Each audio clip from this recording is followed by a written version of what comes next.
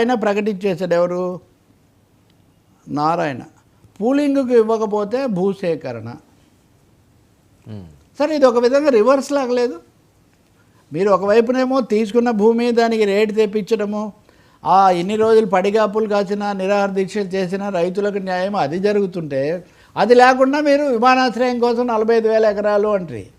పోన్లే అనుకుంటే ఇప్పుడు మళ్ళీ ఒకవేళ దొరక్కపోతే మేము ఇంకా భూసేకరణ చేస్తే భూ సమీకరణలో కలిగే సదుపాయాలు చాలా వరకు లేకుండా పోతాయి. ఆయన చెప్తుంది ఏంటి అంటే, రాబోయే 50 ఏళ్లను దృష్టిలో పెట్టుకుని అంతర్జాతీయ స్థాయిలో విమానాశ్రయం నిర్మించడానికి 5,000 ఎకరాల్లో కావాలి.